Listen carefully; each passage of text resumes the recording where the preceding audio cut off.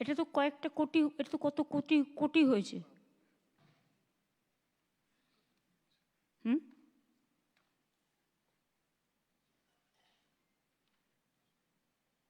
75 কোটি না 80 কোটি ম্যান্ডেজ তৈরি হয়েছে। হ্যাঁ, 75 ম্যান্ডেজ তৈরি হয়েছে। আর আমি বীরভূম জেলাকে যেটা বলবো, এখনো পর্যন্ত এই বছরে 34 দিনের কাজ হয়েছে অন্য জেলায়, কিন্তু আপনাদের জেলায় 32 দিনের হয়েছে। আপনার জেলায় পরিযায়ী শ্রমিকের সংখ্যা বেশি। আগের বার কিন্তু আমরা 58 দিন পর্যন্ত কাজ করেছি, 50 দিন বললেও।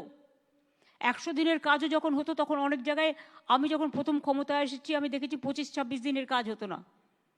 তারপরে আমরা পার্সু করে করে মিটিংয়ে বলে বলে বলে বলে কাজটা বাড়িয়েছিলাম, সেখানেও 48-50% হতো। কিন্তু গতবার আমরা কর্মশ্রী প্রজেক্টে 58 দিনের কাজ করেছি। এবার যদি 58 দিনের জায়গায় 65 হয়, 70 হয়, আমার কোনো আপত্তি নেই। আপনারা জব কার্ড হোল্ডারদের কাজ দিন এবং কাজে লাগান। গতবারে 58 করেছি, এবারে তাহলে তোমার 65 করা উচিত।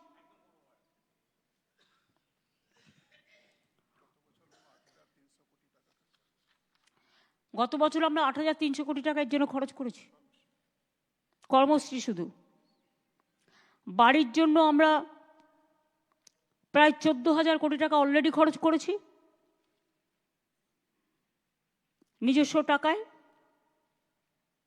তার মধ্যে বীরভূম জেলায় পেয়েছে 20 কোটি 50 লক্ষ টাকা। দ্বিতীয় কিস্তি 16 লক্ষ পরিবারের প্রথম কিস্তি পেয়ে যাবে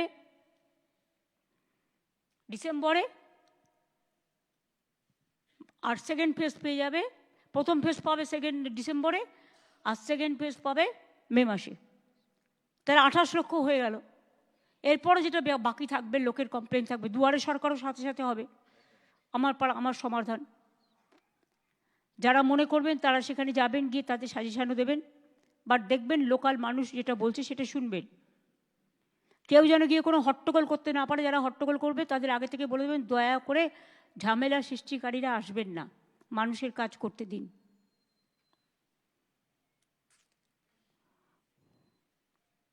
রাস্তাও অনেক হয়েছে, আমি আর নতুন করে বলছি না, আরও কিছু নতুন রাস্তা দেব। জল স্বপ্ন প্রকল্পে আমরাই প্রায় 90% টাকা খরচ করি।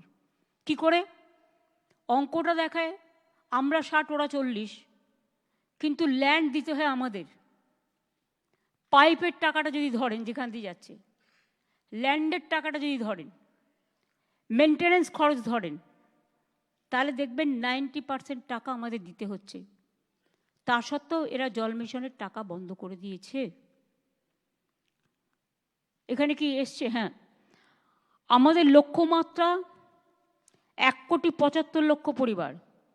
জল পৌঁছানো হয়েছে ইতিমধ্যে 98,49,000 পরিবার। মোট ব্যয় করা হয়েছে 30,000 কোটি টাকা।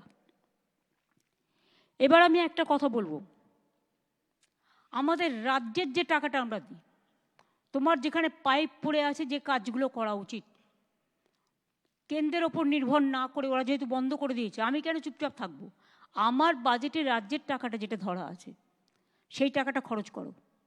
আর জেলা পরিষদ থেকে 5% নাও, পঞ্চায়েত সমিতি থেকেও 5% বলো খরচা করতে এর জন্য।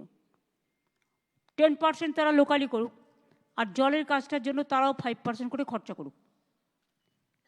এমপিরা যারা আছেন তাদের কাছেও আমার অনুরোধ থাকবে যে তারা জলের কাজটার জন্য 1 কোটি টাকা করে তারা দেবেন। ডিএমরা পিএইচই ডিপার্টমেন্টকে দেবেন, পিএইচই ঠিক করে নেবে কোথার থেকে করবে। প্লাস এমএলএরা যারা আছেন তারাও তাদের ফান্ড থেকে 10 লক্ষ টাকা করে ধার্য করবেন। তাহলে সবাই মিলেই আমরা অনেকটা এগিয়ে নিয়ে যেতে পারবো। রাজ্যের টাকার সাথে এই টাকাটা যদি যুক্ত হয় তাহলে কিন্তু আমরা অনেকটা করতে পারবো। এটা কিন্তু মাথায় রেখে ভালোভাবে করতে হবে।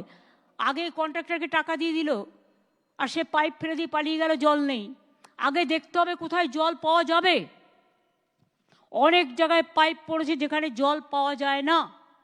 আগে তো সয়েল টেস্ট করতে হবে। আর যেখানে যেখানে এই প্রবলেমটা আছে, হাউ টু সলভ ইট, এটা দরকার হলে কনভার্জেন্স করে করতে হবে। কিছুটা আরবানের হেল্প নিতে হবে, কিছুটা মিউনিসিপ্যালিটির হেল্প নিতে হবে, কিছুটা জেলা পরিষদের হেল্প নিতে হবে, কিছুটা ইরিগেশনের হেল্প নিতে হবে। 4-5টা ডিপার্টমেন্ট মিলে কনভার্জেন্স করে কাজটা করতে হবে। মাইনরিটিসরাও তাদের একটা ফান্ড আছে যা দিয়ে আমরা অনেক কাজ করি, ট্রাইবালদেরও একটা ফান্ড আছে, এসসিদেরও আছে, নানা রকম কমিশন আছে। এদের কাছ থেকেও একটা কনভার্জেন্স করো, মাইনরিটি ডিপার্টমেন্টকে ধরো, এসসিকে ধরো, এসটিকে ধরো, সব একসাথে কনভার্জেন্স করে এটা আমাদের করতে হবে। 2500 কোটি এক্সট্রা দিয়েছি, কিন্তু আমার কথা হচ্ছে আমাদের টাকাগুলো দিয়ে কাজগুলো করে দাও। ল্যান্ড তো আমাদের, পাইপ তো আমাদের, মেনটেনেন্স তো আমাদের, যেটা পড়ে আছে